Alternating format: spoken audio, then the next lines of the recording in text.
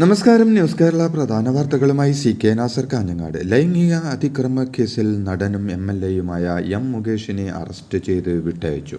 മണിക്കൂറുകൾ നീണ്ട ചോദ്യം ചെയ്യലിനൊടുവിലാണ് അറസ്റ്റ് രേഖപ്പെടുത്തിയത്. അതേസമയം നേരത്തെ അഡീഷണൽ സെഷൻസ് കോടതി മുൻകൂർ ജാമ്യം അനുവദിച്ചിരുന്നതിനാൽ അറസ്റ്റ് ചെയ്ത് ജാമ്യത്തിൽ വിടുകയായിരുന്നു.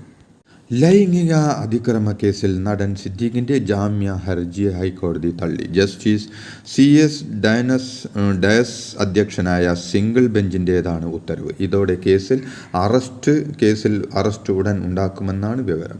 അതേസമയം സിദ്ദീഖ് ഒളിവിലെന്നാണ് സൂചന. നടൻ്റെ എല്ലാ നമ്പറുകളും സ്വിച്ച് ഓഫ് ചെയ്തിരിക്കുകയാണ്.